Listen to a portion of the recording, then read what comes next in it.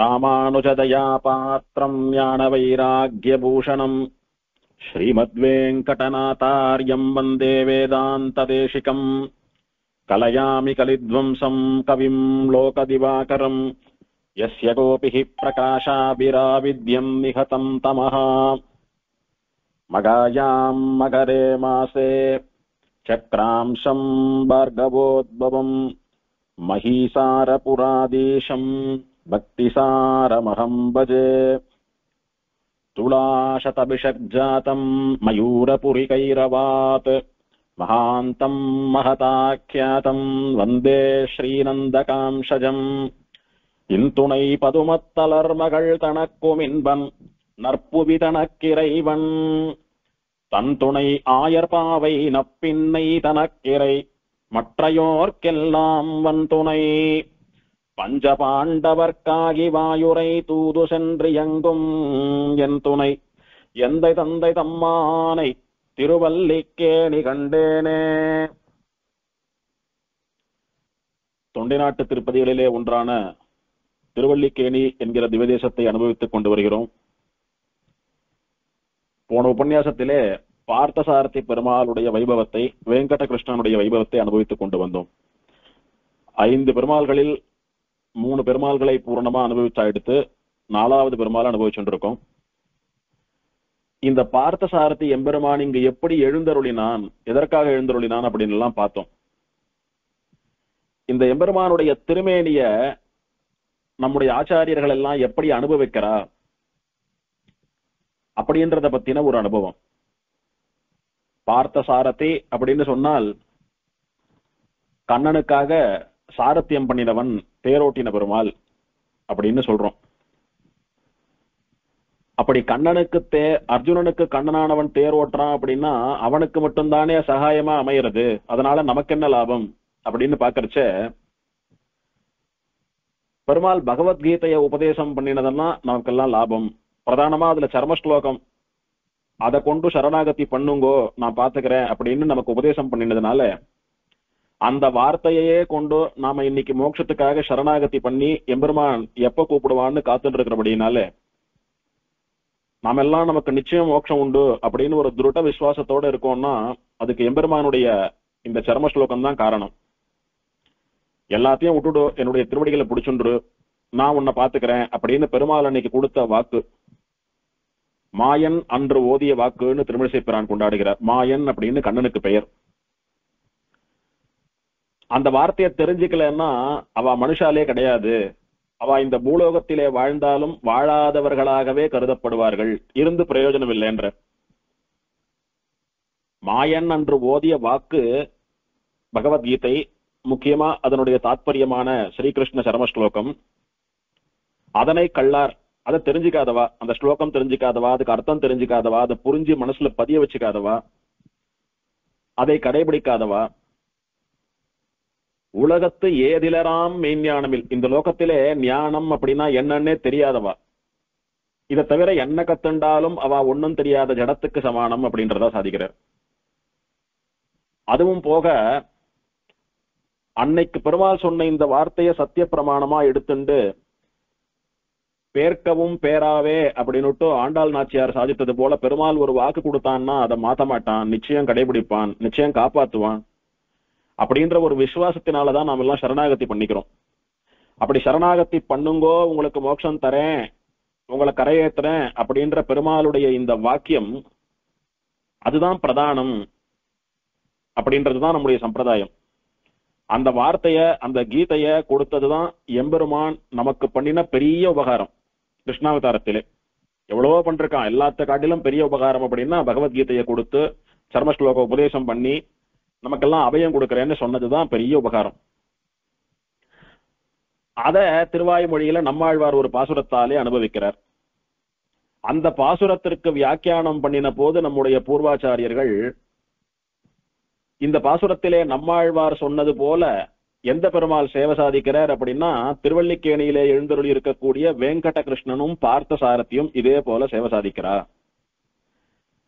அன்னைக்கு பெருமாள் சர்மஸ்லோகத்தை தன்னுடைய வாயை திறந்து சொன்னான், வார்த்தையா சொன்னான்.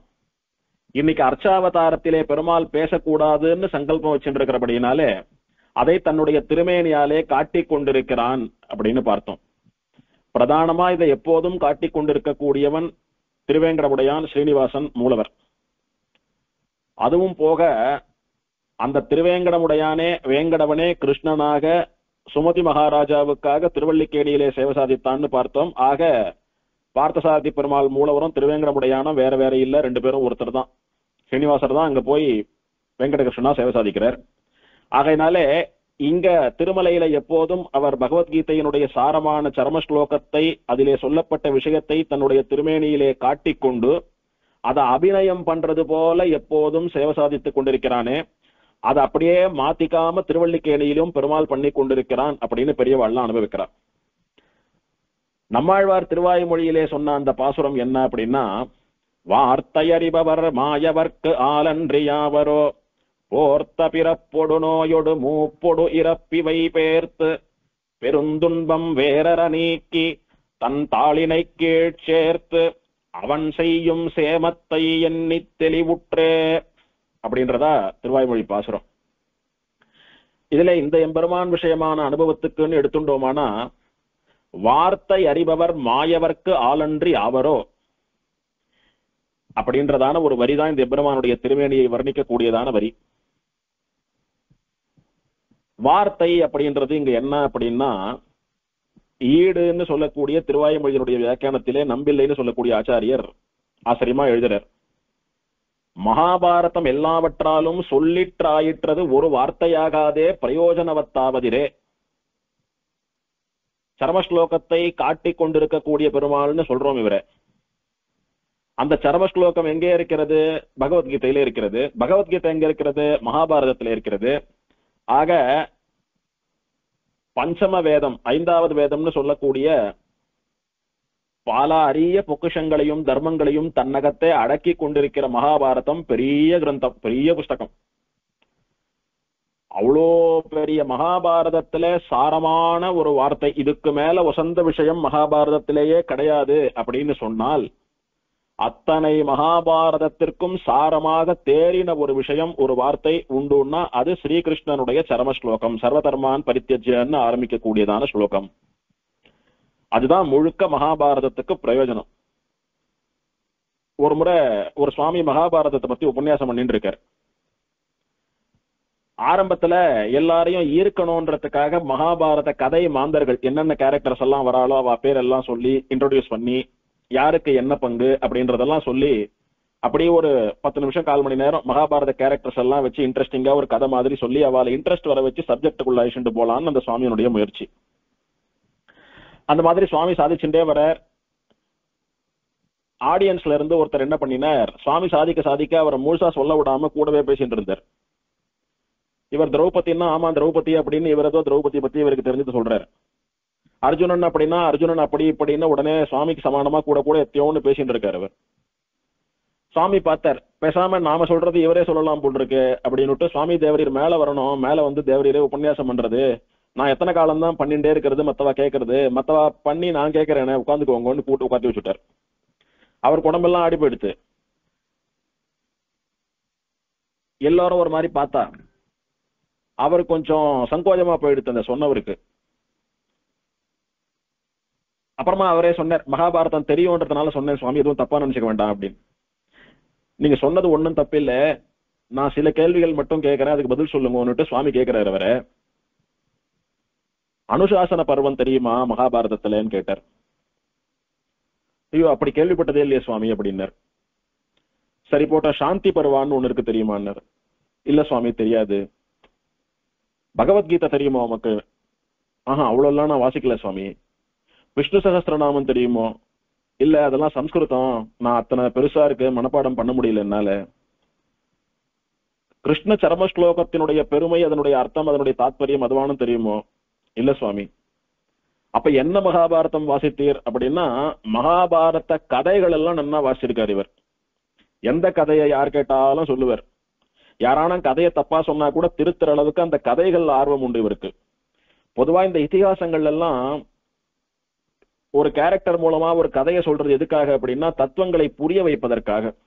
இப்ப வேதம் சொல்றச்ச ஒரு தத்துவத்தை நேர சொல்றது எத்தனை பேருக்கு புரியுறது, எத்தனை பேர் மனசுல பதியறது, அதுவே சரணாகதி அப்படின்ற ஒரு கான்செப்ட சரணாகதி பண்ணும் அப்படின்னு 1000 முறை சொன்னாலும் அது புரியுறா போல ஒரு கதையா சொன்னா நன்னா புரியுறதோ இல்லையோ, ஒரு கதையோ ஒரு உதாரணமோ ஏதோ சொன்னா நன்னா மனசுல பதியுறது.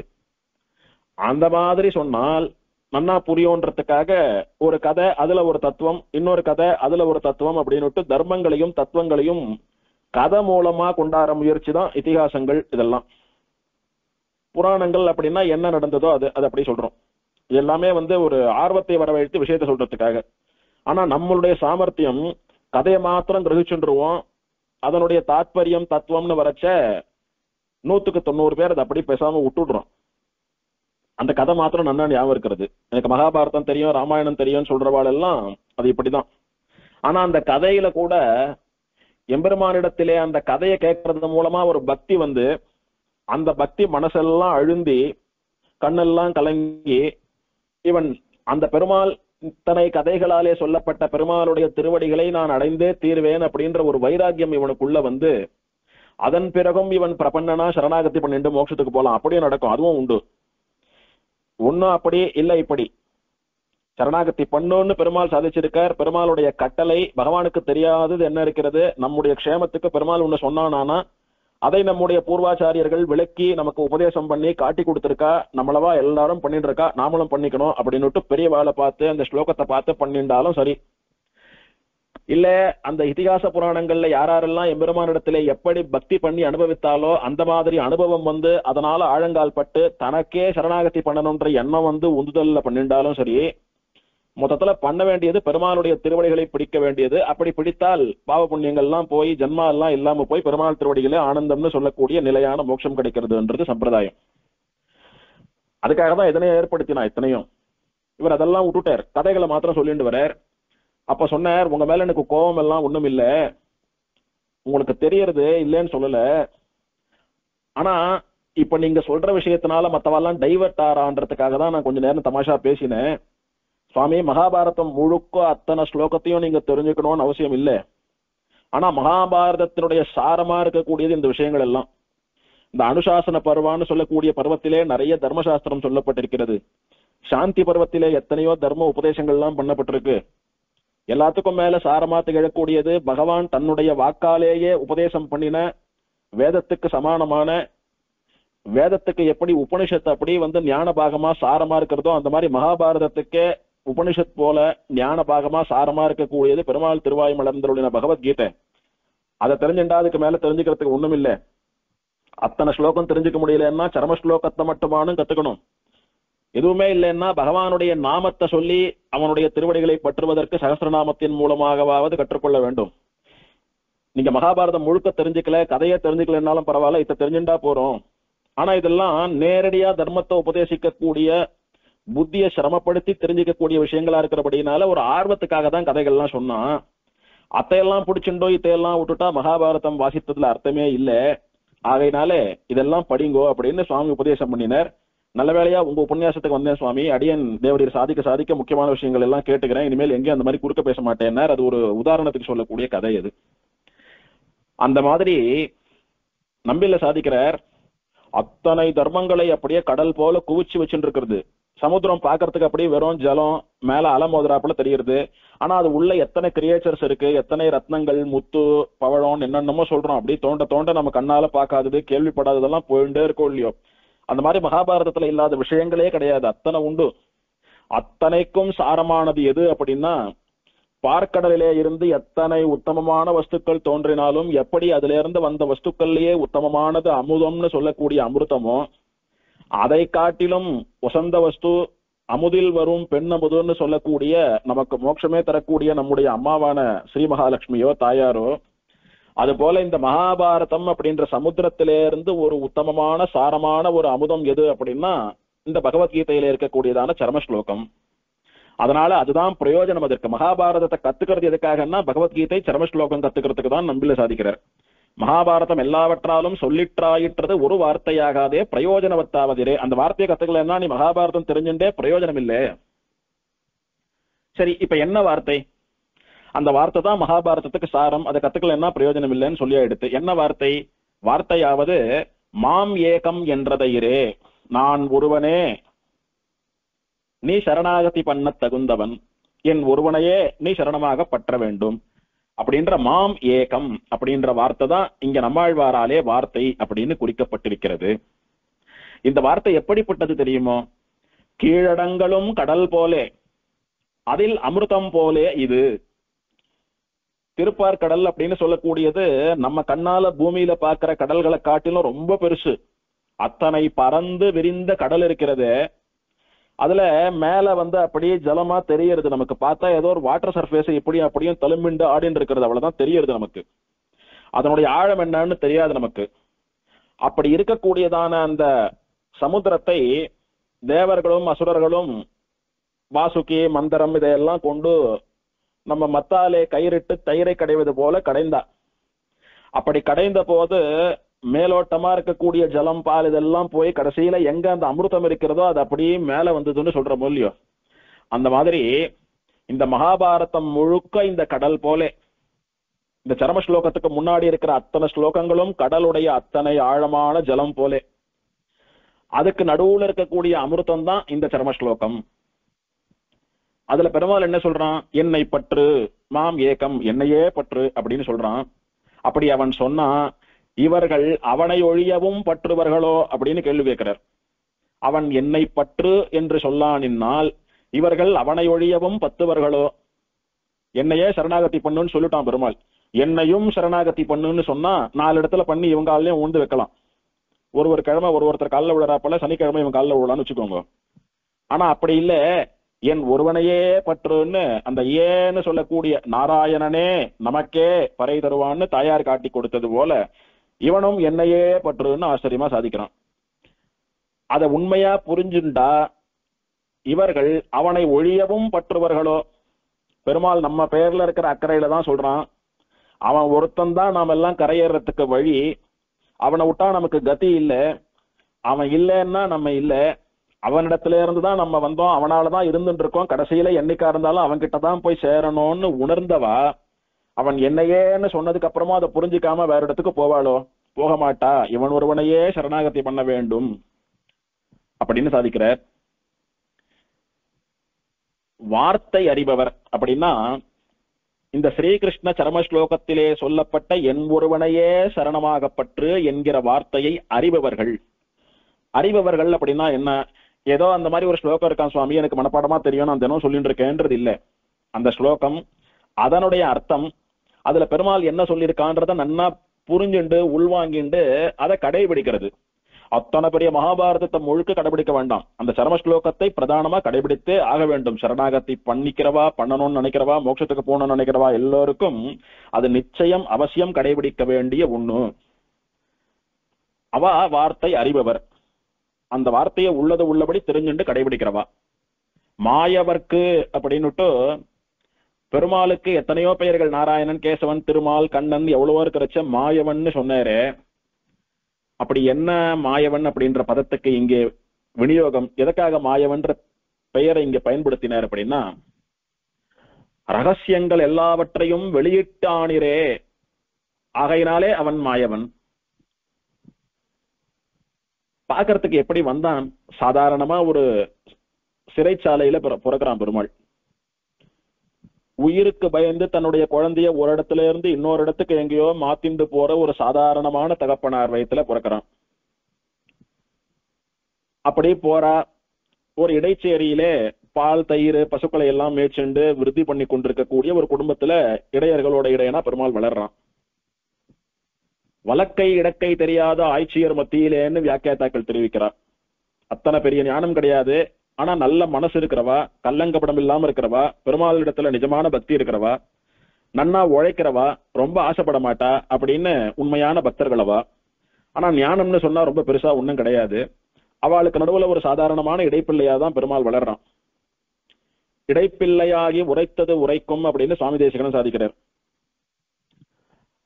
அந்த எம்பெருமான் எல்லாரும் என்ன நினைச்சுட்டு இருக்கா, சாதாரண இடப்பில்லை, பாலம் தயிர சாப்பிட்ட அப்படி இடச்சேரியில கலாட்டா பண்ணிட்டு சுத்திண்டு வளர்ந்த குழந்தை ஆசையமா அழகா இருக்கு, எல்லோருடைய மனசையும் கவர்றா போல அத்தனை அழகோட இருக்கு, எல்லாரிடத்துல அப்படி சேஷிதங்கள்லாம் பண்றது எல்லாரிடத்துலயும் ஆசையா இருக்கு அப்படின்றதுனால எல்லோரும் கொஞ்சரா. அப்படின்னு நினைச்சிட்டு இருந்தா, திடீர்னு பகவத்கீதையில நான் அன்னையில இருந்து இருக்கேன், நான் தான் சிருஷ்டி பண்ணினேன், என்னையே புடிச்சுக்கோங்க, நான் பாத்துக்கிறேன், நான் யாருன்னு உங்களுக்கு காட்டுறேன் பாருங்க அப்படின்னுட்டு இத்தனையும் சொல்லிட்டு ஆகாசத்தளவும் வளர்ந்து நின்று விஸ்வரூபத்தையும் காட்டுறான். அவனுடைய சரீரத்துல பார்த்தா அத்தனை தேவதைகளும் தெரியறது, முக்காலங்களும் தெரியறது. எல்லாத்துக்கும் மேல நான் ஒருவனே சரணமாக பற்றுவதற்கு உரியவன், என்னையே சரணாகதி பண்ணுன்னு அடிச்சு பேசுறான். வேற என்ன சாதாரணமா இடப்பிள்ளையா வளர்ந்த குழந்தை இன்னைக்கு பெரிய ஆள் ஆயிடுத்துன்னா இப்படி எல்லாம் பேசுறது அப்படின்னு சந்தேகம் எல்லோருக்கும். ஆனால் அவன் அசல் இடைப்பிள்ளையா, அசல் அர்ஜுனனுக்கு தேரோட்டியா? இல்லையே, சாட்சாத் பரம்பொருளான ஸ்ரீமன் நாராயணன் எல்லா லோகங்களையும் படைத்து காப்பாற்றிக் கொண்டு எல்லாவற்றுக்கும் வசந்த மோட்சம்னு தரக்கூடிய, மோட்சம்னு சொல்லக்கூடிய வசந்த ஐஸ்வர்யத்தை தரக்கூடிய ஒரே சக்தி படைத்தவனாயிற்று.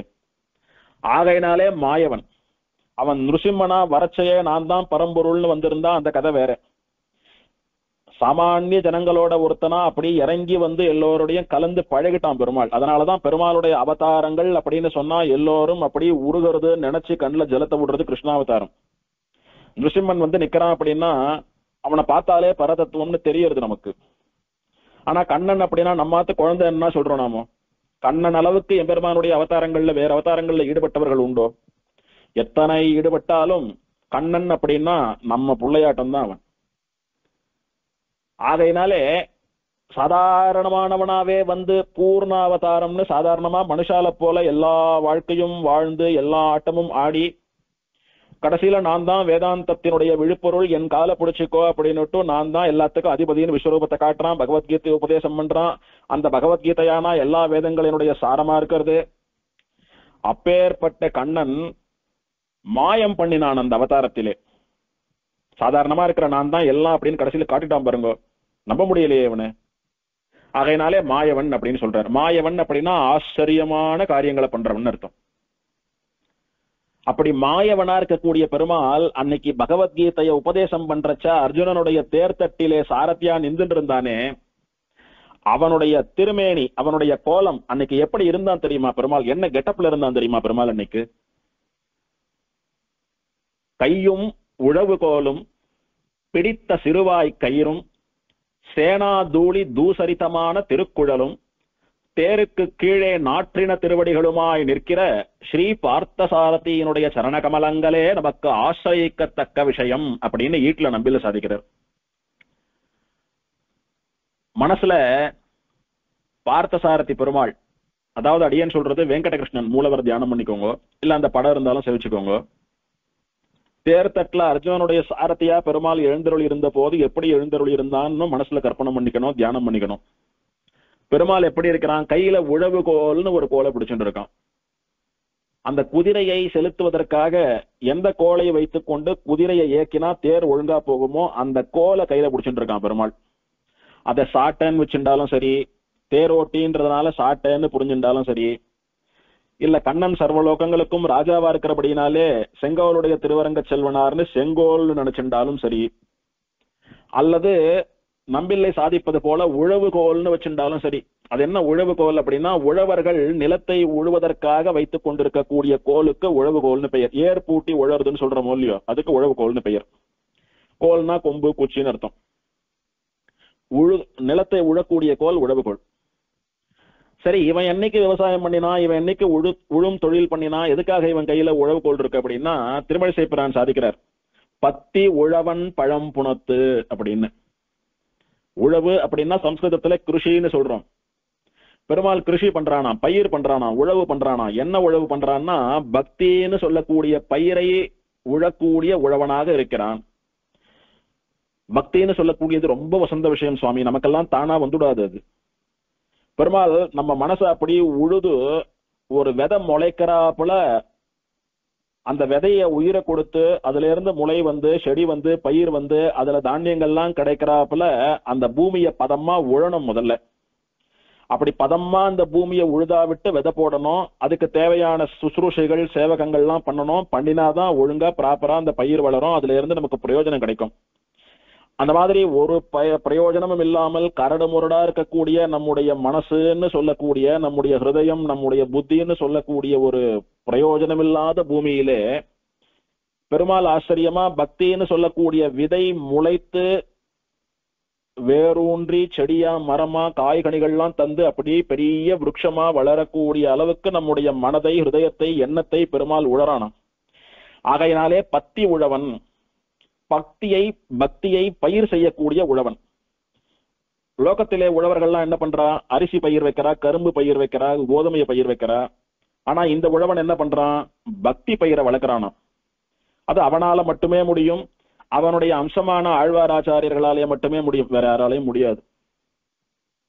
ஆகையினாலே இவன் கையிலே வைத்துக் கொண்டிருக்கக்கூடிய கோல் 3 in 1. ஒரு அர்ஜுனனுடைய தேரோட்டியா குதிரையை செலுத்தக்கூடிய சாட்டை, ஒரு மூங்கில் கழி, அதனுடைய முனையில ஒரு சாட்டை கயிறை கட்டின்னு இருக்கான். அதை பிடிச்சிட்டு குதிரையை ஓட்டினான்னா போனா போகும், நில்லுன்னா நிற்கும். ராஜாவா எல்லா லோகங்களுக்கும் அதிபதியா கண்ணனா துவாரகாதீசனா பெருமாள் அதை செங்கோலா வச்சுட்டு இருக்கான். அதை வச்சு எல்லா லோகங்களையும் ராஜ்யம் பண்ணிட்டு இருக்கான். பக்தி உழவன் அப்படின்னு பெருமாளை அந்த ஆங்கிள் யோசிச்சு பார்த்தால் கையில பெருமாள் என்ன வச்சுட்டு இருக்கான்? உழவுகோல் வைத்துக் கொண்டிருக்கிறான். நான் தேரை மட்டும் ஓட்ட மாட்டேன், உலகங்களை மட்டும் ஆள மாட்டேன், பக்தியே இல்லாத உன்னுடைய மனசிலே உழுது பக்தி என்ற பயிரை விளைவித்து இந்த சரம ஸ்லோகத்திலே சொன்னது போல மாமேகம் சரணம் பிரஜான்னு என்னொருத்தனையே சரணமாக பற்றச் செய்வேன்னு பெருமாள் காட்டி கொடுக்கிறான். அந்த விஷயத்தை நமக்கெல்லாம் புரிய வைக்கணும்ன்றதுக்காக நம்பில்லை உழவுகோல்னு சாதிக்கிறாரு. இல்லைன்னா வெறும கோல்னு சொன்னா போறோம். திருமங்கை ஆழ்வார் பெருமாளை என்னன்னு பாடினார்? பற்றலர் வீய கோல் கையில் கொண்டு பார்த்தன் தன் தேர் முன் நின்றானை, கோல் கையில் கொண்டு பார்த்தன் தன் தேர் முன் நின்றானை. கையில குச்சி வச்சுண்டு அர்ஜுனனுடைய தேருக்கு முன்னால தேர ஓட்டக்கூடிய சாரதியாக இருந்தவன். இதெல்லாம் நன்னா புரியுறது. பற்றலர் வீய எதுக்காக நின்று இருக்கான் பெருமாள்? ஏன் நிக்கணும் அந்த மாதிரினா பற்றலர் வீவதற்காக நின்று கொண்டிருக்கிறான். வீய அப்படின்னா அவ தோத்து போகும்படியா, அவ ஜெயிக்காம கீழே உழுந்துடும்படியா. பற்றலர் என்ன யாரு அப்படின்னா விரோதிகள், பகைவர்கள். யாருக்கு பகைவர்கள்? ஒரு பக்கம் பகவானுடைய பக்தர்களா பாகவதர்களா இருக்கக்கூடிய மம பிராணாகி பாண்டவாகான்னு பாண்டவர்கள் எல்லாம் எனக்கு பிராணன் போலன்னு கீதையில பெருமாள் சொன்னானே, அந்த அர்ஜுனன் முதலான பாண்டவர்கள் பாகவதா, இவனுடைய பக்தா. அவளுக்கு யார் எதிரியோ அவ இவனுக்கு எதிரி. ஆகையினாலே அந்த எதிரிகள் தோத்து போய் அவ இவ காலில் விழணும், இவன் காலில் விழணும்ன்றதுக்காக கையில கோல் வச்சுட்டு இருக்கான். ஒண்ணு. பற்றலர் அப்படின்றத பகைவர்னு எடுத்துக்காம பற்று பிளஸ் அலர்னு பிரித்து பற்று அல்லாதவர்கள், பற்று இல்லாதவர்கள்னு பக்தி இல்லாதவா அப்படின்னு வச்சுட்டா, யாருக்கான பக்தி இருந்தா இவன் தான் பரம்பொருள்னு தெரிஞ்சுட்டு அவன் சொன்னது மாதிரி அவன் காலை பிடிச்சி சரணாகதி பண்ணி மோட்சத்துக்கு போய் சுகமா இருக்க போறா, ஆனந்தமா இருக்க போறா. அப்படி பக்தி இல்ல, அவளை என்ன பண்றது? இந்த குழந்தைக்கு பக்தி இல்ல, இது என்னத்தை நம்மளுடைய பெருமையை தெரிஞ்சுக்க போறது, சரணாகதி பண்ணி நம்மளண்ட வரப்போறது, அதனால இதை விட்டுடலாம் அப்படின்னு பெருமாளத்தை தண்ணி தெளிச்சு விடாம, ஐயோ போனா போறது, அதுக்காக பக்தி வரல, நாமளானோ அது மனசுல பக்தியை வர வைப்போம்னு ஒரு உழவனை போலே பக்தி பயிரை வர செய்து, அந்த எதிரியா ஆப்போசிட் சைட்ல நிக்கிறவன் கூட இவனுடைய பெருமை தெரிஞ்சுட்டு இவன் மனசுல பக்தி வந்தபடினாலே இந்த பக்கமா வந்து இவன் காலில் விழுறான். விழுந்தானா சரணாகதி ஆயிடுறது, காலை பிடிச்சுட்டான், அப்ப காப்பாத்தி தானே ஆகணும் அவன், அதுதானே அவனுடைய தர்மம். அப்படி அவன் காலில் வந்து விழணுன்றதுக்காக தானே பக்தின்னு சொல்லக்கூடிய பயிரையே விளைத்தான் பெருமாள் அவனுடைய மனசுல. அப்போ இந்த உழவு கோலா பயன்படுறது பெருமாள் கையில இருக்கக்கூடிய குச்சி. பற்றலர் வீய கோல் கையில் கொண்டு பார்த்தன் தன் தேர் முன் நின்றானை, திருவல்லிக்கேணி கண்டேனேன்னு திருமங்கை ஆழ்வாருடைய அனுபவம். அது ஆச்சரியமா அந்த அர்ஜுனனுடைய தேர்தட்டுல பெருமாள் எப்படி இருந்தான்ற காட்சியை படம் பிடித்து காட்டக்கூடிய வாசகம் வரி இது. கையும் உழவு கோலும், கையில உழவு கோல்னு சொல்லக்கூடிய அந்த சாட்டையை பிடித்துக் கொண்டிருக்கிறான். இங்கே மூலவர் வெங்கடகிருஷ்ணன் தன்னுடைய இடது திருக்கரத்திலே அந்த திருமேனியை ஒட்டினாப்புல அந்த கோலை சாட்சி வச்சுட்டு இருக்கார். பிடித்த சிறுவாய் கயிறும், சிறுவாய் கயிறுன்னா கடிவாள கயிறு, குதிரையினுடைய வாயில கடிவாளம்னு ஒண்ணு கட்டுறாளோ இல்லையோ, அந்த கடிவாளத்தை கொண்டு அதை அப்படியே இயக்கினாதான் சரியா இயங்கும். அது அப்படி இல்லைன்னா நல்ல பலம் உடையதுன்றதுனால அது இஷ்டத்துக்கும் போக ஆரம்பிக்கும். அதுக்கப்புறம் அந்த வண்டியில அது மேல பிரயாணம் பண்றவாளுக்கு ரொம்ப கஷ்டமா போயிடும். அதனால அந்த குதிரையை செலுத்தக்கூடியவன் அதை எப்படி அடக்கி எப்படி தன் இஷ்டத்துக்கு அதை வளைக்கணும் அப்படின்னு தெரிஞ்சவனா இருக்கணும். அதை எதை கொண்டு பண்றான் பெருமாள் அப்படின்னா அதனுடைய கடிவாள கயிறை கொண்டு பண்றான். அதற்கு சிறுவாய் கயிறுன்னு பேரு. ஒரு கையில உழவு கோல்னு சொல்லக்கூடிய இந்த சாட்டையை பிடிச்சுட்டு இருக்கான், இன்னொரு கையில குதிரையினுடைய கடிவாள கயிறை பிடிச்சுட்டு இருக்கான். 2 கைக்கு வேலையாயிடுத்து. 4 கை கிடையாது பெருமாளுக்கு, 2 கை தான். அப்போ 2 கைக்கு என்ன வேலைன்னு சொல்லி ஆயிடுத்து. அதே திருக்கோலத்திலேதான் பார்த்தசாரதி பெருமாள் இங்கே மூலவரா சேவை சாதிக்கிறார். யுத்தம் தொடங்கின போது தன்னுடைய பாஞ்சஜன்யம்னு சொல்லக்கூடிய சங்கத்தை வைத்து பெருமாள் தன்னுடைய திருவாயிலே ஊதினானோ இல்லையோ, சங்கம் ஊதியா எடுத்து தர்மத்துக்கு அடையாளமா ஞானத்துக்கு அடையாளமா இருக்கக்கூடிய பாஞ்சஜன்யாழ்வானுடைய சப்தம் கேட்டுடுத்து, இனிமேல் இங்கே அதர்மம் நடமாட முடியாது, அதர்மம் பண்றவா நன்னா வாழ முடியாது, அதர்மம் அழிய போகிறது அப்படின்னு அதர்மம் பண்றவாளுக்கு அபாய சங்கு, நீங்க காலி அப்படின்னு அறிவிக்கக்கூடிய சங்கு. தர்மம் பண்றவாளுக்கு புள்ளரையன் கோயிலில் வெள்ளை வெளிசங்கின் பேரரவம் கேட்டிலையோன்னு மனசுல பக்தியை வர வைக்கக்கூடிய சங்கு.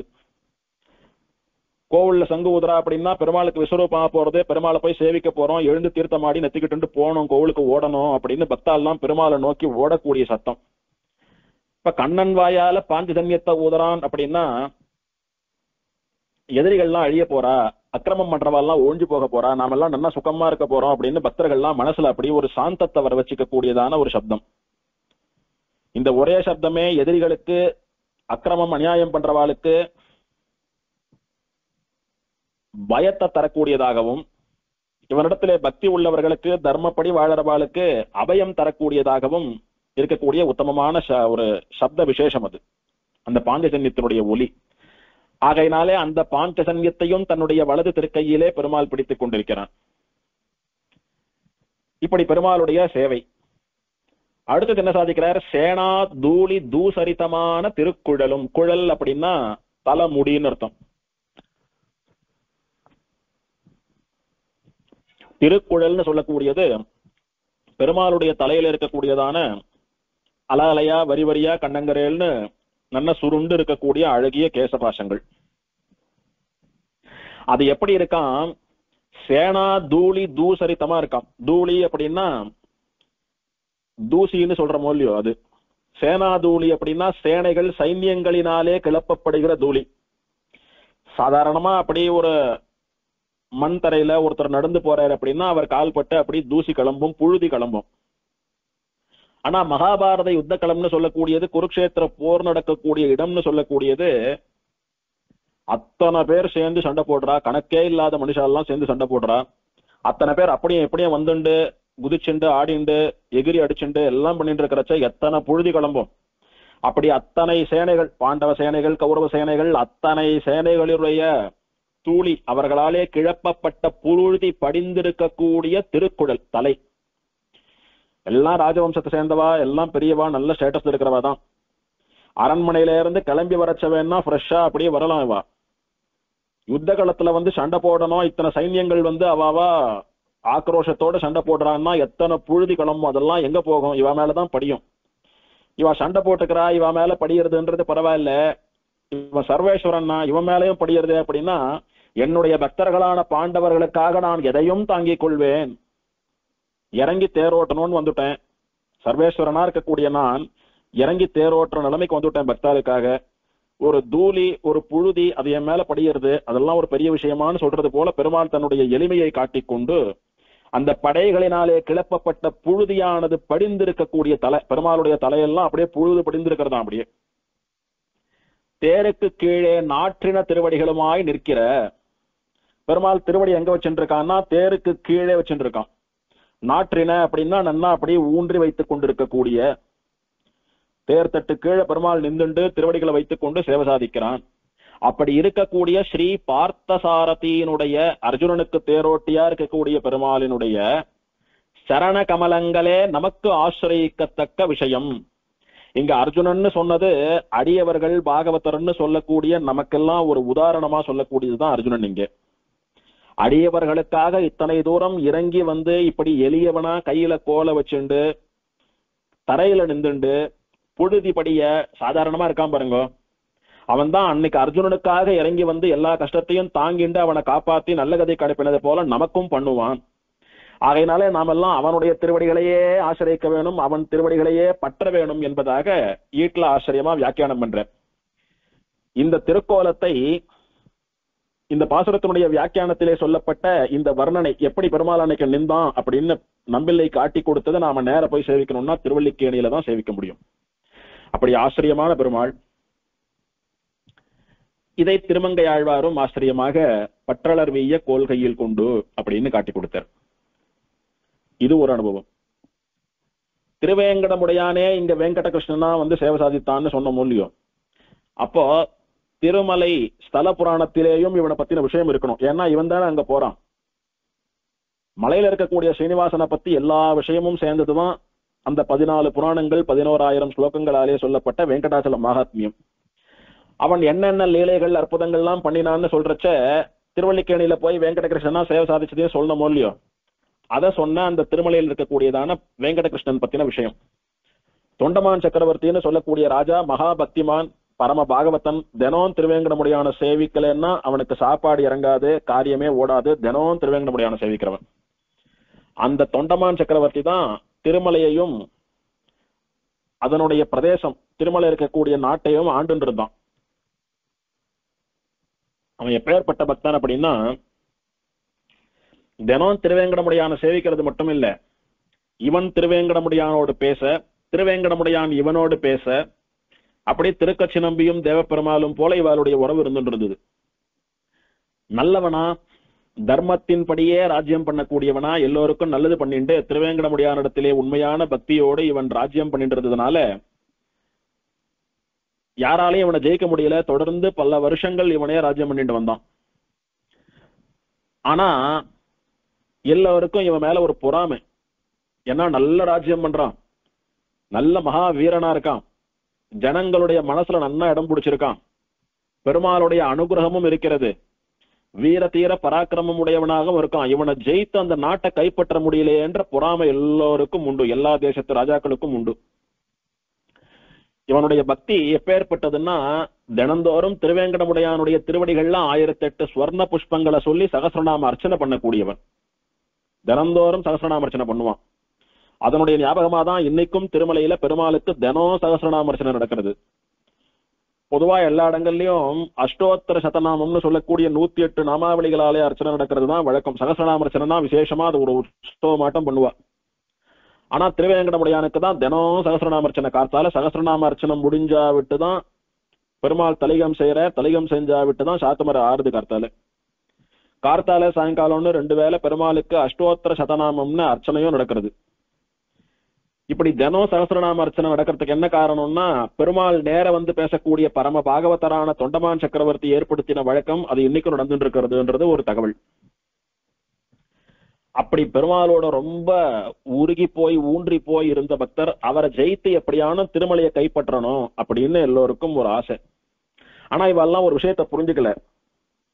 திருமலையை ஆளக்கூடிய ராஜாவா நாம மாறணும்னா தொண்டமான் சக்கரவர்த்தியோட சண்டை போட்டு ஜெயித்து அவருடைய நாட்டை கைப்பற்றணும். அவருடைய நாடை நம்மோட தேசத்தோட சேர்த்துண்டோமானா திருமலைக்கு ராஜாவாயிடலாம். அதெல்லாம் வாஸ்தவம். அப்படி நீ திருமலைக்கு ராஜாவா அந்த சிம்மாசனத்துல வேணா இடம் பிடிக்கலாமே தவிர, தொண்டமான் சக்கரவர்த்தியை போல திருவேங்கடமுடையானுடைய மனசுல இடம் பிடிக்க முடியுமோ? முதல்ல திருவேங்கடமுடையான் சாட்சா தொண்டமான் சக்கரவர்த்தி பக்கத்துல ஒரு நண்பனாட்டம் நிக்கிறச்ச அவனை யாரையாலன்னா ஜெயிச்சிட முடியுமோ? அவனை தோக்கடைச்சிட்டு திருமலைக்கு ராஜாவை ஆகிட முடியுமோ? இதெல்லாம் யாரும் புரிந்து கொள்ளவில்லை. ஏதோ எல்லா தேசத்து ராஜாக்களோடய சண்டை பிடிச்சு நாட்டை பிடிக்கிறாப்புல பிடிக்கணும் அப்படின்னு ஒரு ஆசை. இப்படி இருந்துட்டு இருக்கிற சமயத்துல யார் யாரோ என்னென்ன முயற்சியோ பண்ணி பார்த்து 2-3 தேசத்து ராஜாக்கள்லாம் பல சைன்யங்கள் பல படைகள் எல்லாம் திரட்டிண்டு தொண்டமான் சக்கரவர்த்தியோட சண்டை போட்டு பார்த்தா எல்லாம் தோத்து போனாலே தவிர யாரும் ஜெயிக்கவே இல்லை இவனை. அப்படியே இவன் ஏகதேச சக்கரவர்த்தியா இருந்துட்டு நல்ல ராஜாவா பக்திமானா இருந்துட்டு இருக்கிற சமயத்துல ஒரு நாள் ராஜாக்களுக்கு பொழுதுபோக்கு வேட்டையாடுறதோ இல்லையோ, அதனால வேட்டையாடணும்னு சொல்லிட்டு குதிரை மேல ஏறி அப்படியே வனவனமா அப்படியே காடு காடா தெரிஞ்சுட்டு இருந்தான்.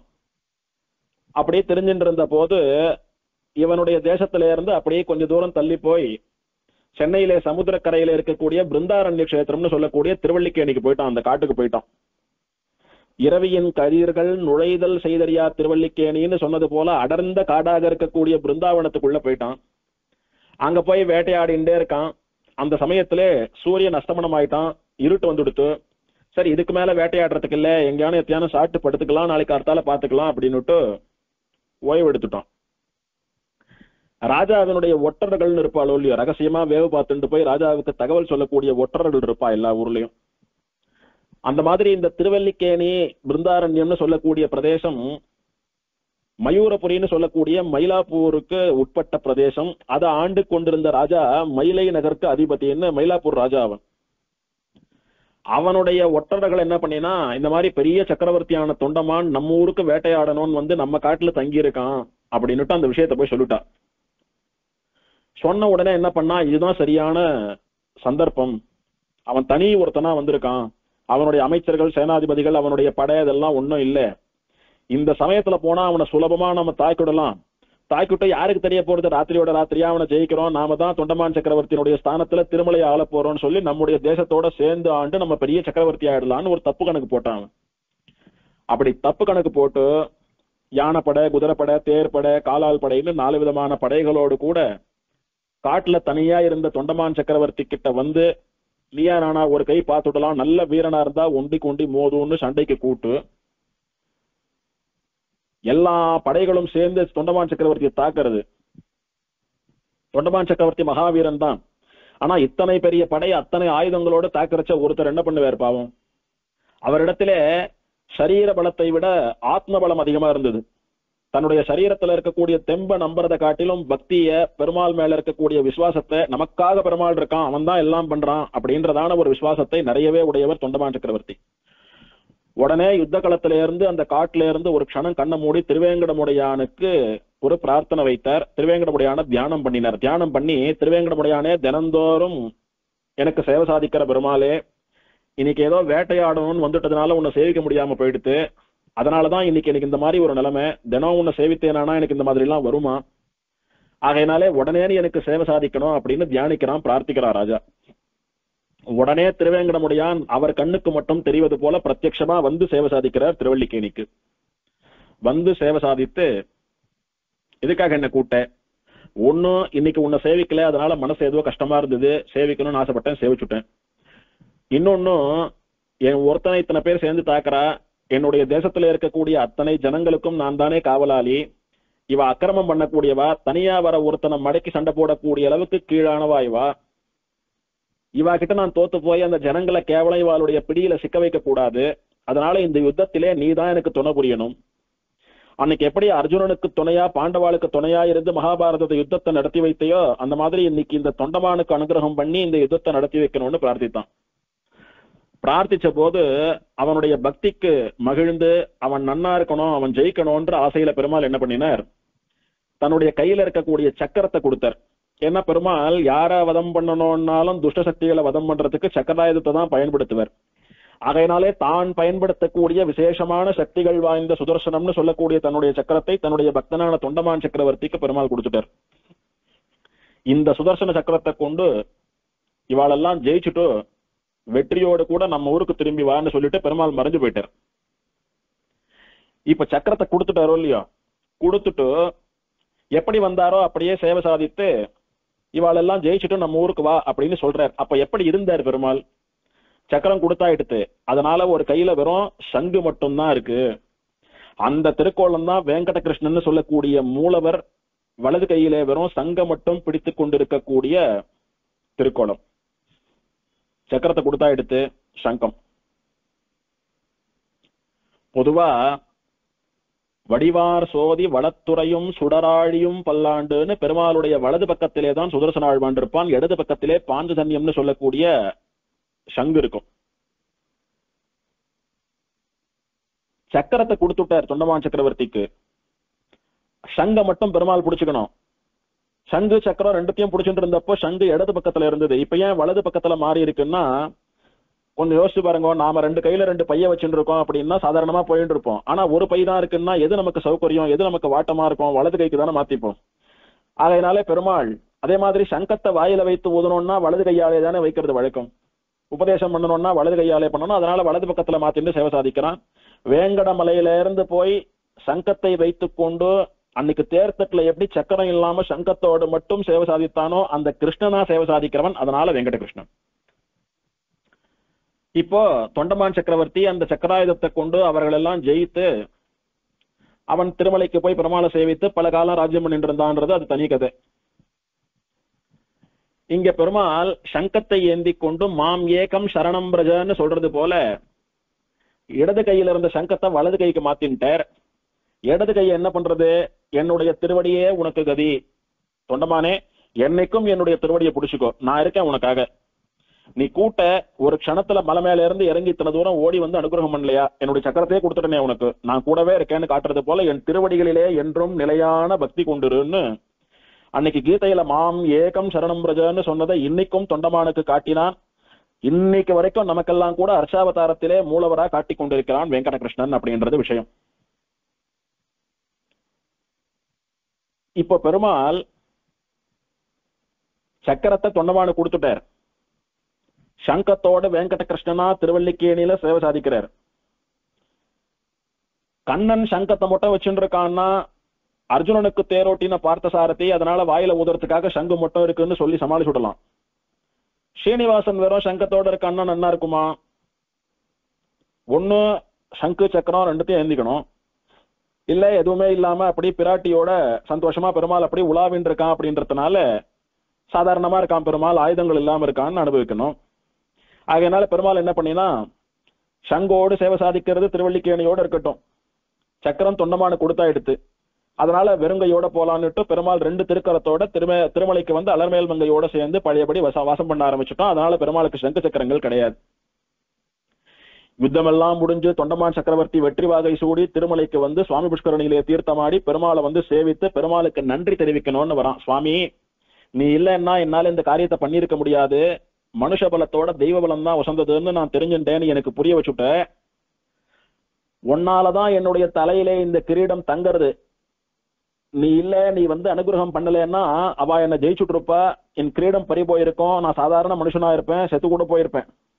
ஆகையினாலே என் தலையில இருக்கக்கூடிய முடிய உன்னுடைய திருவடியில சமர்ப்பிக்கிறேன்னு அவனுடைய கிரீடத்தை எடுத்து பெருமாள் திருவடியில சமர்ப்பித்து இவன் தலையை பெருமாள் திருவடியில வைத்து சாஷ்டாங்கமா சேவித்து பெருமாளுக்கு நன்றி தெரிவித்தான்.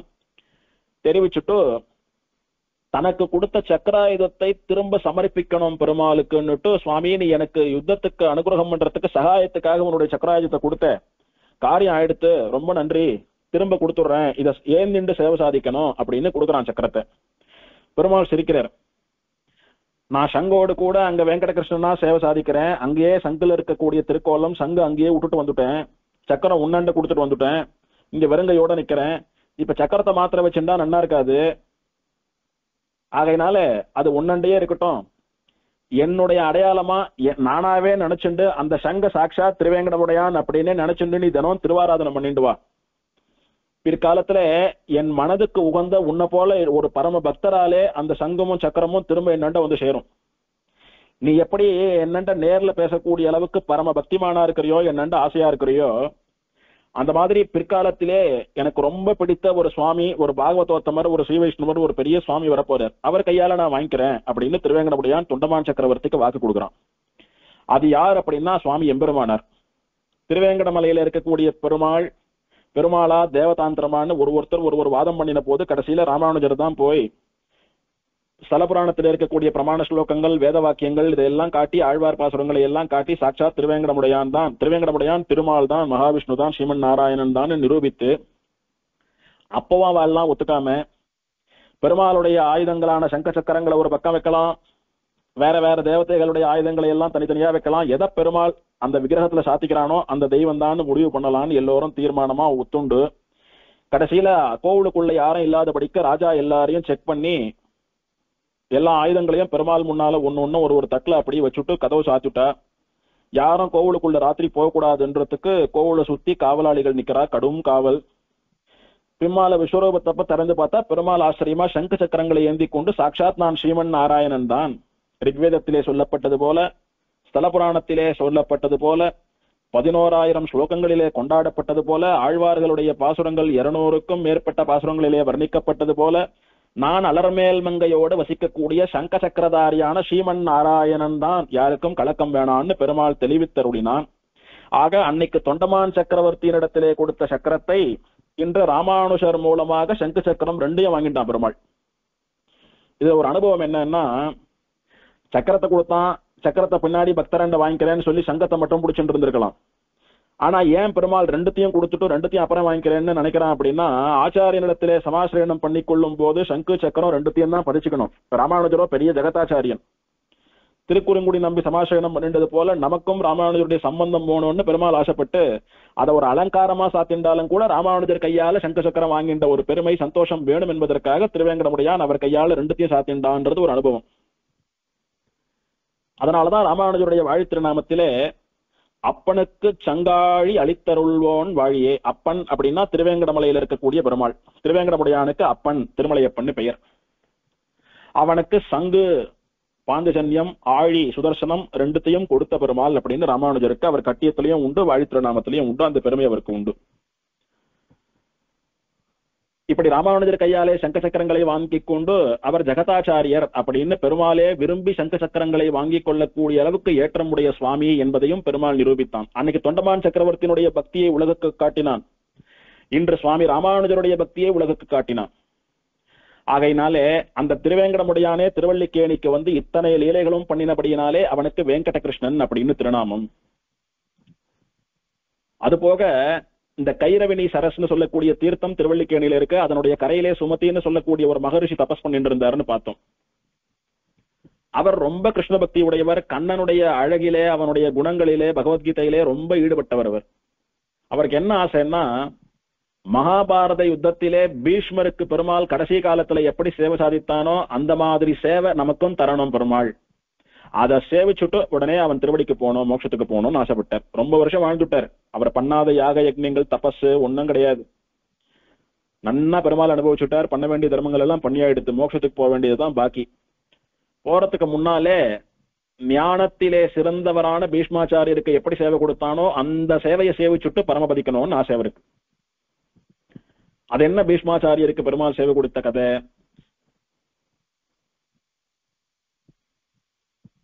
துரியோதனன் ஆயுதம் எடுக்க மாட்டேன்னு பெருமாளிடத்திலே வரம் வாங்கிட்டான். கண்ணா நீ ஆயுதம் எடுத்தியானா நாங்கெல்லாம் துவம்சமா போயிடுவோம், இருக்கிற இடமே தெரியாம போயிடுவோம், அதனால நீ உன் கையால ஆயுதமே எடுக்க கூடாதுன்னு அவன் புத்திசாலித்தனமா ஏதோ இரண்யன் வந்து நான் ஆத்துக்கு உள்ளேயும் போகக்கூடாது, வெளியும் போகக்கூடாது, பகல்லையும் சாகக்கூடாது, ராத்திரிலையும் சாகக்கூடாது, மனுஷாலும் கொல்லக்கூடாது, மிருகங்களும் கொல்லக்கூடாதுன்னு பெரிய அறிவாளி ஆட்டமா அப்படியே ஒரு கான்ஸ்டிடியூஷன் ஃபேம் பண்ணி கேட்கற மாதிரி வரம் கேட்டான்.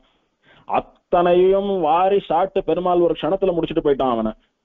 அவனுடைய வரத்துக்கு தகுந்தது போலவே பிரம்மாவுக்கு ஒரு களங்கத்தையும் ஏற்படுத்தாமல், நீ எத்தனை யோசித்தாலும் நான் அத்தனை சாமர்த்தியத்துக்கும் மேலான சாமர்த்தியம் உடையவன் என்பதை நிரூபிப்பது போல அப்படி ஒரு மின்னல் ஒரு க்ஷணத்துல வந்துட்டு போற மாதிரி பெருமாள் அப்படி இரண்யனுடைய கதையை முடிச்சான் அன்னைக்கு. அப்பேற்பட்ட பெருமாள் இன்னைக்கு என்ன பண்றான் பாருங்க. பாண்டவா எங்க பக்கம் நில்லுன்னு இவனை பிரார்த்திக்கிறான், கௌரவா எங்க பக்கம் நில்லுன்னு அவா பிரார்த்திக்கிறா. பெருமாள் தர்மம் பண்றவா நல்லது பண்றவாளுக்குத்தானே துணை போகணும், அவளுக்கு எப்படி துணை போறது? அதனால பாண்டவா பக்கம்தான் பெருமாள் இருக்கிறான்றது தீர்மானம் ஆயிடுத்து. அப்போ கடைசியா ஒரே ஒரு வழி வேணா பண்ணலாம். பெருமாள் நல்ல ஆயுத பயிற்சி இருக்கக்கூடியவர், மகா வீரன். அதனாலே பெருமாள் ஆயுதம் மட்டும் எடுக்கலன்னா நாம ஈஸியா ஜெயிச்சுடலாம்னு ஒரு தப்பு கணக்கு போட்டுட்டான் துரியோதனன். அதனால கண்ணா நீ எங்க பக்கம் நிக்கணும்னு பிரார்த்திக்கிறதுக்காக வந்தேன், ஆனா நீயும் அவா பக்கம் நிக்கிறேன்னு சொல்ற. ஆனா எனக்கு ஒரே ஒரு அனுகிரகம் பண்ணு, உன்னை தேடி வந்தனோ இல்லையோ, நீ ஏதோ உதவி பண்ணுவேன்னு எதிர்பார்த்து ஆசையா வந்தனே, எனக்கும் ஒரு அனுகிரகம் பண்ணு. சரி என்ன பண்ணணும் சொல்லு, முடிஞ்சா பண்றேன்னா பெருமாள். ஆயுதம் எடுக்க மாட்டேன்னு எனக்கு ஒரு வரம் கூட அப்படின்னா. சரி எடுக்க மாட்டேன், ஓ போயிட்டு வா, தைரியமா இரு. இவன் வந்து சொல்றான், கண்ணனிடத்துல நான் பிரார்த்திச்சுண்டேன், ஆயுதம் எடுக்க மாட்டேன்னு சொல்லிட்டான். அவன் 5 பேர் தான் இருக்கா, இவனும் ஆயுதம் எடுக்க போறது இல்ல, சர்வசாதாரணமா அவ கதையை முடிச்சுடலாம், நாம தான் எல்லாம் அப்படின்னுட்டு ஒரு இருமாப்போடைய வரான் இவன். ஆனா பீஷ்மாச்சாரியர் என்ன பண்றார், அது என்னமா ஆயுதம் எடுக்க மாட்டேன்னு அவன் சொல்லிட்டான், நான் பரம பக்தன், அவன் ஆயுதம் எடுக்கும்படியா பண்றேன் பாருங்கன்னு இவர் ஒரு பிரமாணம் பண்ணினார். கண்ணனை ஆயுதம் எடுக்க செய்வேன், கண்ணன் ஆயுதம் எடுத்தே தீர்வான், எடுக்க வைப்பேன் அப்படின்னு ஒரு பிரதிஜை, ஒரு பிரமாணம் பண்ணிட்டார். பெருமாளை பத்தி தான் எல்லாருக்கும் தெரியுமே. தன் வார்த்தையை விட தன்னுடைய அடியவர்களுடைய வார்த்தையை காப்பாத்துறதுலதான் பெருமாளுக்கு ருச்சி அதிகம். பகவானான தன்னுடைய வாக்கு பொய்த்தாலும் பரவாயில்லை, பாகவதர்களான தன்னுடைய அடியார்களினுடைய வாக்கு பொய்க்க கூடாது, அவா சத்திய வாக்குகளா இருக்கணும் அப்படின்றது பெருமாளுடைய திருவுள்ளம். அதை நன்னா தெரிஞ்சின்றவர் பீஷ்மாச்சாரியர். அதனாலதான் ஞானாதிகர்னு பெயர் அவருக்கு, நல்ல ஞானம் உடையவர். அதனாலே ஆயுதம் எடுக்கும்படியா பண்றேன்னு பிரமாணம் பண்ணிவிட்டார். மகாபாரத யுத்தத்திலே பீஷ்மருக்கும் அர்ஜுனனுக்கும் சண்டை நடந்துட்டே இருக்கிறது. சரமாரியா பீஷ்மர் அம்புகளால போட்டு தாக்கறார். முடிஞ்ச மட்டும் அர்ஜுனனை காப்பாத்தணும்னுட்டு கண்ணன் அர்ஜுனன் தேருக்கு முன்னால சாரத்தியா நிக்கிறபடினால தன்னுடைய முகத்துல அந்த அம்புகள் எல்லாம் வாங்கிண்டான். அப்படி அர்ஜுனன் அழியணும்னு பீஷ்மாச்சாரியர் அந்த அம்புகளை எய்தார் பாருங்கோ, அந்த அம்புகளை எல்லாம் தன்னுடைய முகத்துல வாங்கிட்டு முகமெல்லாம் பொத்தல் பொத்தலா போயிடுத்து, வடுக்களா ஆறாத ரணங்களா போயிடுத்து பெருமாளுக்கு. அந்த திருமுக மண்டலத்தை தான் திருவல்லிக்கேணியிலே பார்த்த சாரதின்னு சொல்லக்கூடிய உற்சவர் நமக்கெல்லாம் காட்டிக் கொண்டிருக்கிறார். என்னுடைய அடியவனான அர்ஜுனனுக்காக நான் இதை ஏற்றுக்கொண்டேன் அப்படின்னு காட்டிக் கொண்டிருக்கக்கூடியது உற்சவருடைய திருக்கோலம். கண்ணனுடைய முகத்துல அப்படியே ரத்தம் பெருகிறது. யாரா இருந்தாலும் தொடர்ந்து தன்னுடைய முகத்துல ரத்தம் வராப்பல அம்ப விட்டுண்டே இருக்கான்னா எத்தனை கோபம் வரும். அந்த கோபம் நிறைய வந்துட்டுனா, கோபம் நிறைய வரும்படியா தூண்டினா உடனே கண்ணன் ஆயுதம் எடுப்பான், கண்ணனை ஆயுதத்தோட சேவிச்சுடலாம், நம்முடைய பிரதிஜ்ஞை ஜெயிச்சுடுவோம், கண்ணன் தோத்து போயிடுவான்னு பீஷ்மருக்கு ஒரு ஆசை. ஆனா பெருமாளுக்கு இது தெரியாதா? நமக்கே தெரியறச்ச பெருமாளுக்கு தெரியாதா? பெருமாள் என்ன பண்ணினா அப்படியே கண்ணன் பீஷ்மரை பார்த்து அப்படியே புன்முறுவலா லேசா சிரிக்கிறான். உங்களுடைய பிரதிஜ்ஞையை நிறைவேற்றணுன்றதுக்காக எப்படியெல்லாம் முயற்சி பண்றீங்க சுவாமி அப்படின்னு சிரிக்கிறான் லேசா.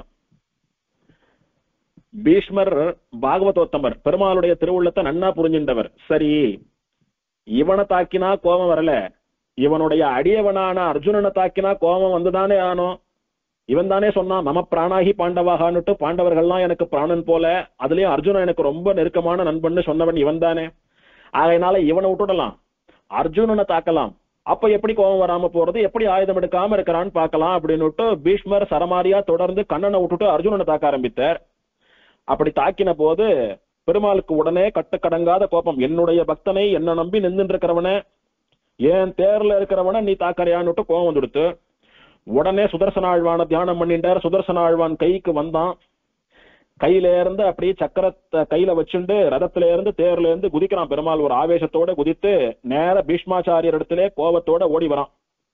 அப்படி வந்த கோபத்துக்கு வந்த வேகத்துக்கு அந்த சக்கரத்தால ஒரே சீவு, வாழைத்தண்டை சீவராப்புல அவர் கழுத்தை சீவிட்டுருக்கலாம் பெருமாள். அத்தனை கோபம் பெருமாளுக்கு, அர்ஜுனனை போட்டு இப்படி தாக்கறாருன்னுட்டு. பீஷ்மர் தான் மகா ஞானியாச்சு. உடனே என்ன பண்ணினார், தன்னுடைய கையில இருக்கக்கூடிய ஆயுதங்கள் எல்லாம் அப்படியே தரையில போட்டுட்டு உடனே அவன் காலில் ஊந்துட்டார். அப்படியே துபகடியர்னு ஊந்துட்டார். கண்ணா சரணம் சரணம் அப்படின்னு சரணாகதி பண்ணிவிட்டார். கண்ணா, நான் எதுக்காக இந்த காரியங்களை எல்லாம் பண்ணேன்றது எனக்கும் தெரியும், உனக்கும் தெரியும். இருந்தாலும் கூட உன்னுடைய பாதுகாப்பில இருக்கக்கூடிய உன்னுடைய பக்தனான அர்ஜுனனை, நான் என்னதான் உன்னுடைய பக்தனா இருந்தாலும் ஒரு பக்தன் இன்னொரு பக்தனை தாக்குறது கூட சரியில்லைதான். உன்னுடைய பக்தனே இன்னொரு பக்தனை தாக்கினாலும் உன்னால பார்த்துட்டு இருக்க முடியாதுதான், எல்லாம் புரியறது எனக்கு. ஆனா ஆயுதம் எடுக்க மாட்டேன்னு நீ அவளுக்கு ஒரு சபதம் கொடுத்த பேர், அது கொடுத்திருக்க கூடாது. யார் வந்து எதை கேட்டாலும் கொடுத்துடுவியான்னா, நல்லவா கெட்டவான்னு வித்தியாசம் இல்லையா உனக்கு? நீ ஆயுதம் எடுக்கலன்னா ஜெயிச்சுடலாம்னு நினைச்சுட்டு இருக்கா இருமா போட, அந்த சூழ்ச்சி தெரியாம நீ பாட்டுக்கு அவளுக்கு ஆயுதம் எடுக்க மாட்டேன்னு வரம் கொடுத்துட்டியே, அது கொடுக்கலாமோ? அதனாலதான் உன்னை எடுக்க வைப்பேன் அப்படின்னு நான் பிரமாணம் பண்ணினேன், நான் சவால் விட்டேன். இப்ப எடுக்க வச்சுட்டோம் பாத்தியா உன்னை? அண்ணா எனக்கு ஒண்ணுமில்லை, எனக்கு போற நேரம் வந்துடுத்து, உன்னுடைய திருவடிகளை சீவைகுண்டத்தில் அடையக்கூடிய சமயம் வந்துடுத்து, மோட்சம் போற காலம் வந்துடுத்து. எனக்கு போற காலத்துல உன்னை ஆயுதத்தோட சேவிக்கணும்னு ஆசைப்பட்டேன். எப்போதும் ஆச்சரியமா இருக்கக்கூடிய உன்னுடைய அழகை ஆயுதமேந்தி கொண்டிருக்கக்கூடிய கோலத்திலே சேவிக்க வேணும் என்று ஆசைப்பட்டேன். அதனால என்ன பண்றதுன்னு தெரியாம உன்னை அடிச்சு பார்த்தேன், உனக்கு கோபம் வரல, வேற வழியே இல்லாம அர்ஜுனனை தாக்கின, நீயும் ஆயுதம் எடுத்துட்டேன், நானும் சேவிச்சுட்டேன். நான் பண்ண அத்தனை தப்புகளையும் மன்னிச்சுடு, என்னுடைய பாவங்களை எல்லாம் அழித்து விடு. நீ கீதையில சொன்னது போல பாவம் புண்ணியம்னு எல்லாத்தையும் உன் திருவடியில விட்டுடுறேன். மாமேகம் சரணம் பிரஜன்னு சொன்ன, நீ ஏகத்தையும் உன் காலில் விழுந்து கிடக்கிறேன். இப்போ நீ என்ன காப்பாத்து, எனக்கு மோட்சம் கொடு, என்ன மன்னிச்சு விடுறாப்பான்னு பீஷ்மர் சரணாகதி, தீர்க்க சரணாகதி பண்ணிவிட்டார். இதுக்கு மேல என்ன பண்ண முடியும் அவன்? சரின்னு விட்டுட்டான். சரி, உங்களுடைய பிரார்த்தனை படியே ஆறுது அப்படின்னு விட்டுட்டான். இப்படி அர்ஜுனனுக்காக இறங்கி வந்து தேரோட்டி அவனுக்காக முகத்துல ரத்தம் வழியும்படியா காயங்களை எல்லாம் தாங்கிக்கிறான். அத்தனை தூரம் அடியவர்களுக்கு இறங்கி வரான்.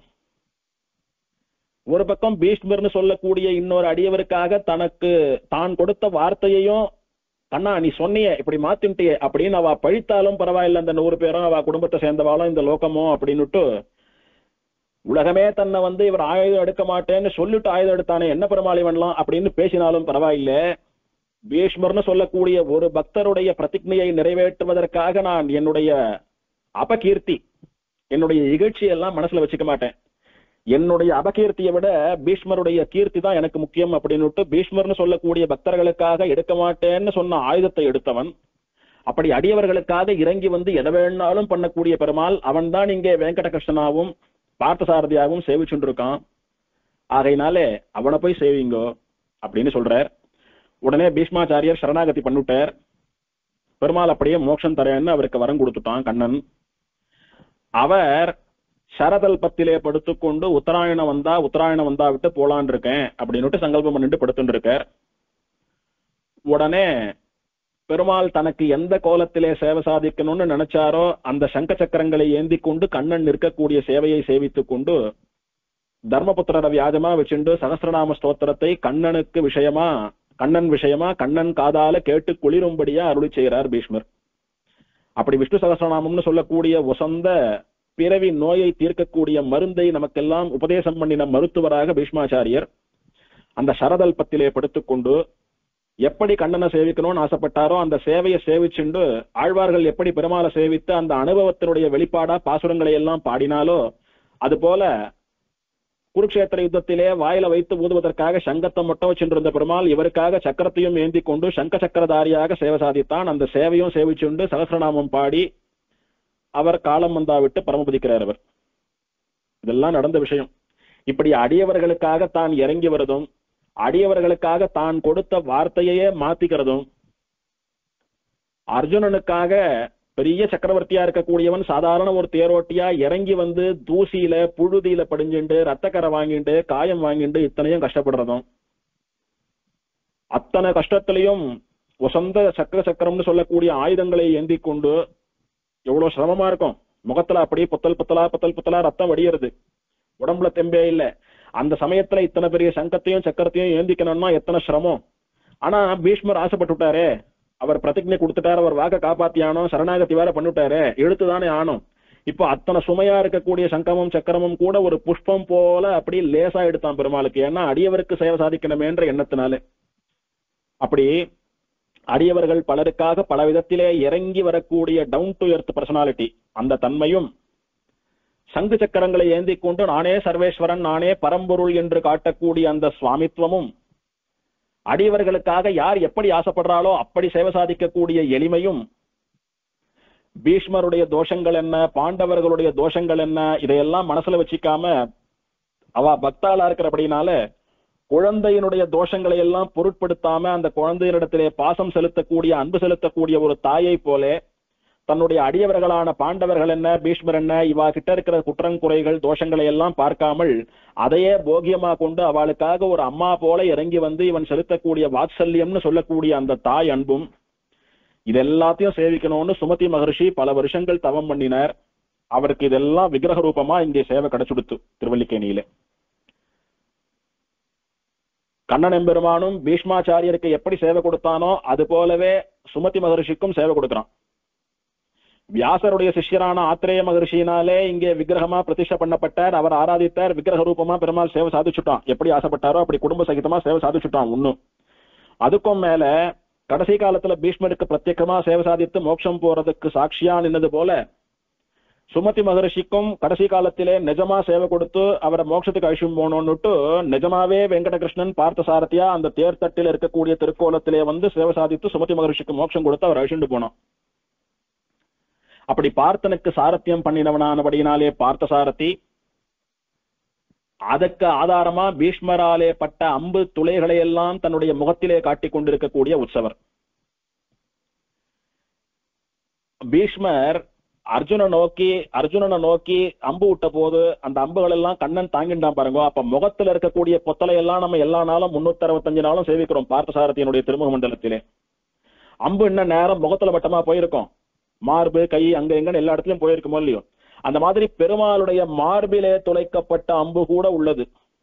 அத ஆணி மாசம் பெருமாளுக்கு ஜேஷ்டாபிஷேகம் நடக்கிற சமயத்திலே திருமஞ்சனம் எல்லாம் ஆனா விட்டு பெருமாளுடைய இடுப்பிலே யசோதை பிராட்டி கண்ணினுன் செலுத்தாம்புன்னு சொல்லக்கூடிய துண்டு கயிறை போட்டு இறுக்கி உரலோடு கட்டின அந்த தழும்பு அந்த அடையாளம் அந்த இம்ப்ரெஷனை சேவிக்கிறதுக்கு போறோமே, லைன்ல நின்று ரொம்ப நேரம் காத்துட்டு இருந்து சேவிக்கிறோமே, அப்ப பெருமாளுடைய திருமார்பிலே பீஷ்மருடைய அம்பு பட்ட அந்த துளைகளையும் சேவிக்கலாம், பிரத்யட்சமா சேவிக்கலாம். மத்த நாள்லாம் பெருமாள் கவச்சம் சாத்தின்னு இருக்கார், சொர்ண கவச்சம், அதனால சேவிக்கிறதுக்கு இல்லை. இதெல்லாம் சேவித்தா இவன் தான் இன்னைக்கு சாட்சாத்தா பார்த்தசாரதியா அர்ஜுனனுக்கு தேரோட்டி சாரத்தியம் பண்ணினவன். அவனுக்கு இங்க விக்கிரகம் பண்ணி பிரதிஷ்டை பண்ணிருக்கான்னு நினைக்கிறதுக்கே இல்ல.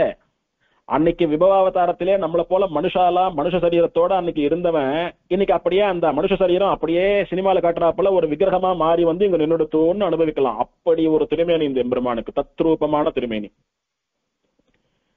இதெல்லாம் பார்த்ததற்கு தேரோட்டியதை காட்டக்கூடிய எளிமை.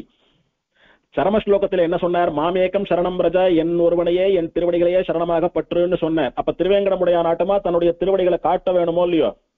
பார்த்தசாரதி மூலவர் தன்னுடைய இடது கையாலே தன்னுடைய திருவடியை காட்டிக் கொண்டிருக்கிறார். என் திருவடியை பற்று, சரணாகதி பண்ணுன்னு காட்டிட்டு இருக்கார். மாமேகம் சரணம் ரஜான்னு சொல்லக்கூடிய விஷயத்தை மூலவர் காட்டிட்டு இருக்கார், என் திருவடியையே பற்றுங்கள் அப்படின்னு. உற்சவர் எப்படி இருக்கார்? அபயஹஸ்தத்தோடு இருக்கார். அபயம் சர்வபூதேபியகான்னு எல்லா உயிர்களுக்கும் நான் பயத்தை நீக்கி அபயம் தருகிறேன், எல்லோரையும் நான் காப்பாத்துறேன்னு சொன்ன அந்த வார்த்தையை உற்சவர் தன்னுடைய அபய முத்திரையாலே காட்டிக் கொண்டிருக்கிறார். தேர்தட்டிலே கீதையை உபதேசம் பண்ணினபடினாலே இவனுக்கு கீதாச்சாரியன்னு பெயர்.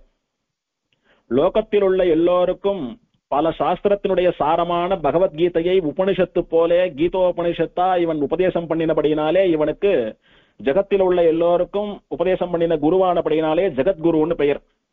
அதனாலதான் கிருஷ்ணாஷ்டகத்திலே ஒரு ஸ்லோகத்திலையும் கிருஷ்ணம் வந்தே ஜெகத்குரும், கிருஷ்ணம் வந்தே ஜெகத்குரும்னு கண்ணனே எல்லா உலகங்களுக்கும் உலகில் உள்ள எல்லோருக்கும் குரு ஆச்சாரியன் பகவத்கீதையை உபதேசம் பண்ணினது மூலமாக கொண்டாடுறது கிருஷ்ணாஷ்டகம். ஆகையினாலே சரம ஸ்லோகத்தை மூலவரா ஒரு மாதிரியும் உற்சவரா ஒரு மாதிரியும் பெருமாள் காட்டுறான். மூலவர் என்ன சொல்றார்? என் திருவடிகளை பற்றி கொள் அப்படின்னு காட்டி கொடுக்கிறார். நாம கேட்கிறோம், உன் திருவடியை பற்றினா என்ன கொடுப்பேன்? அப்ப உற்சவரா பெருமாள் சொல்றான், அபயம் கொடுப்பேன், கவலைப்படாதே நான் பாத்துக்கிறேன்னு கையை காட்டுறான் பெருமாள். அப்படியான ஒரு காட்சி. இப்படி ஆச்சரியமா திருவேங்கடமுடையானே வெங்கடகிருஷ்ணனாகவும் பார்த்தசாரதியாகவும் திருவல்லிக்கேணியிலே சேவை சாதிக்கிறான். அப்பேற்பட்ட உத்தமமான ஒரு திவ்யதேசம். இந்த திவ்ய தேசத்திலேதான் தொண்டமான் சக்கரவர்த்திக்கு பெருமாள் சக்கராயுதத்தை கொடுத்து அனுகிரகம் பண்ணினார். அப்படின்றபடினாலே திருவேங்கடமுடையானிடத்திலே மட்டுமல்லாமல் திருவல்லிக்கேணி எம்பெருமானிடத்திலையும் தொண்டமான் சக்கரவர்த்திக்கு உசந்த பக்தி. மயிலாப்பூர் ராஜா இவனை சண்டை போட்டு தோக்கடிச்சு திருமலையை கைப்பற்றணும்னு நினைச்சான். ஆனா பெருமாள் பிரத்யட்சமா சேவை சாதித்து ஆயுதத்தை கொடுத்துட்டு போயிட்டார், உனக்கே வெற்றின்னு சொல்லிட்டு போயிட்டார்.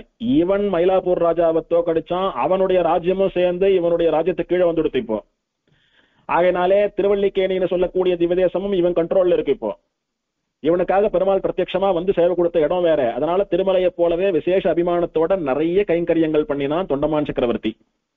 பெருமாளுக்கு மண்டபங்கள் கட்டுறது, கோபுரம் கட்டுறது, விமானம் கட்டுறது, பெருமாள் எழுந்துள்ளக்கூடிய மண்டகப்படி மண்டபங்கள் எல்லாம் கட்டுறது, தோட்டம் அமைக்கிறது அப்படின்னு நிறைய பண்ணினான். குளத்தை செட் பண்ணிடுறது, மதில் சுவர் கட்டுறது நிறைய பண்ணினோம். இது ஆழ்வார் ஆச்சரியமா திருமங்கை ஆழ்வார் தன்னுடைய பாசுரத்திலே காட்டிக் கொடுக்கிறார். மண்ணு தன் பொழிலும் வாவியும் மதிலும் மாடமாளிகையும் மண்டபமும் தென்னன் தொண்டையர் கோன் செய்த நன்மயிலை திருவல்லிக்கேணி நின்றானை கண்ணினன் மாடமங்கையர் தலைவன் காமரு சீர்கலிகன்றி சொன்ன சொல் மாலை பத்துடன் வல்லார் சுகமினிதால் வர்வானுலகே. இந்த விற்பெரு விழவும்னு சொல்லக்கூடிய பதிகத்திலே பல சுருத்தியா கடைசி பாசுரமா ஆழ்வார் இது பாடுற. மண்ணு தன் பொழிலும் நல்ல குளிர்ச்சியோடு இருக்கக்கூடிய சோலைகளையும் வாவியும் நிறைய திருக்குளங்கள் அல்லது கைரவினி சரஸ்னு சொல்லக்கூடிய புஷ்கரணியை செப்பனிடுறது, தூர்வாடுறது, அந்த மாதிரி வாவின்னு சொல்லக்கூடிய குளத்தை தூய்மைப்படுத்தக்கூடிய பணி, மதிலும் பெருமாள் சன்னதிக்கு மதில் சுவர் கட்டுறது, மாட மாளிகையும் பெருமாள் தங்கும்படியா ஒசரமான தூண்களை உடைய அப்படி பிரம்மாண்டமா இருக்கக்கூடிய கோவிலுக்கு முன்னாலே இருக்கக்கூடிய பல மண்டபங்களை கட்டியது. இதெல்லாம் யாருடைய கைங்கரியம் தெரியுமா? யார் பண்ணா தெரியுமா? இதெல்லாம் தென்னன், தென்னாட்டை ஆண்ட ராஜா யாருன்னா தொண்டையர்கோன், தொண்டை நாட்டுக்கு ராஜா யாரு? தொண்டைமான் சக்கரவர்த்தி. அவன் செய்த நன்மயிலை திருவல்லிக்கேணி, அவனாலே இத்தனை கைங்கரியங்களும் பண்ணப்பட்ட மயிலாப்பூருக்கு அருகிலே இருக்கக்கூடியதான திருவல்லிக்கேணி, அதிலே நின்ற வண்ணம் சேவை சாதிக்கக்கூடிய பார்த்தசாரதி பெருமாளை திருமங்கையாழ்வாரான அடியேன் எத்தனை பாசுரங்களாலே மங்களாசாசனம் பண்ணினேனோ அந்த 10 பாசுரங்களையும் பக்தியோடு சொல்லக்கூடியவர்கள் சுகம் இனிது ஆழ்வர் வானுலகே. இந்திரன் முதலான தேவர்களாலே சேவிக்கப்பட்டவர்களாக ஸ்ரீவைகுண்டத்திலே மோட்ச சாம்ராஜ்யத்திலே சக்கரவர்த்திகளாக விளங்குவார்கள்னு பலன் சொல்றார். இப்படி இங்க இருக்கக்கூடிய தோட்டம் என்ன, சோலைகள் என்ன, குளம் என்ன, மாளிகைகள் என்ன, மதில்கள் என்ன, மண்டபங்கள் என்ன, இதெல்லாம் தொண்டமான் சக்கரவர்த்தியினுடைய கைங்கரியம்னு சொல்றார். அந்த தொண்டமான் சக்கரவர்த்தியினுடைய வம்சத்திலே வந்தவர் தான் சுமதின்னு சொல்லக்கூடிய ராஜா. சுமதி மகர்ஷி வேற, சுமதி ராஜா வேற. இந்த பெருமாளுக்கு பிரத்யேகமா பார்த்தசாரதி சுப்பிரபாதம்னு ஒரு சுப்பிரபாதம் உண்டு. எல்லா பெருமாளுக்கும் பிரத்யேக சுப்பிரபாதங்கள் இருக்காது. பெரும்பாலும் திருப்பள்ளி எழுச்சி தான் பாடுவா. சில பெருமாள்களுக்குன்னு பிரத்யேகமா சுப்பிரபாதம் இருந்தா அதை பாடுவா. அந்த மாதிரி திருவேங்கடமுடையானுக்கு பிரத்யேகமா சுப்பிரபாதம் உண்டு, ரங்கநாதனுக்கு உண்டு, தேவ பெருமாளுக்கு உண்டு, திருவள்ளூர் ராகவனுக்கு உண்டு. அந்த மாதிரி பிரத்யேகமா சில பெருமாள்களுக்கு சுப்பிரபாதம்னு உண்டு. அந்த மாதிரி இருக்கக்கூடிய ஊர்கள்ல அந்த சுப்பிரபாதத்தை பாடிதான் அந்த பெருமாளை எழுப்புவா கார்த்தால விஸ்வரூபத்திலே. அந்த மாதிரி பார்த்தசாரதி பெருமாளுக்குன்னு தனியா பார்த்தசாரதி சுப்பிரபாதம்னு ஒண்ணு உண்டு. திருவேங்கடமுடையானுக்கு என்னென்ன உண்டோ அதெல்லாம் மேக்சிமம் இவருக்கும் உண்டு. அவனுக்கு தனி சுப்பிரபாதம் உண்டா, இவனுக்கும் உண்டு. அவனுக்கு வெள்ளிக்கிழமை திருமஞ்சனமா மூலவருக்கு, இவனுக்கும் உண்டு. அவனும் வேங்கடவன், இவனும் வெங்கடகிருஷ்ணன், அப்படி நிறைய உண்டு. ரெண்டு பேருக்கும் ஒற்றுமை. அவன் மார்பிலே தாயார வச்சுண்டு தனி கோயில் நாச்சியார் இல்லாம சேவை சாதிக்கிறான். இவனும் பக்கத்திலேயே ருக்மிணி தாயார வச்சுண்டு தனி கோயில் நாச்சியார் இல்லாம சேவை சாதிக்கிறான். இப்படி பல ஒற்றுமைகள் உண்டு. அங்கே சுவாமி புஷ்கரணி, இங்கே கைரவினி சரஸ். இப்பேற்பட்ட உத்தமமான பார்த்தசாரதி எம்பெருமானுடைய வைபவம் ஏதோ நம்மால் முடிந்த வரைக்கும் அனுபவிக்கப்பட்டது. இன்னும் தேவ பெருமாள் வைபவம், தீர்த்தங்களினுடைய பெருமை, உற்சவம் இதெல்லாம் இருக்கிறது. அதெல்லாம் நாளைக்கு பார்க்கலாம். பிருந்தாரண்ய நிவாசாய பலராமானுஜாய ச ருக்மிணி பிராணநாதாய பார்த்தசூதாய மங்களம்.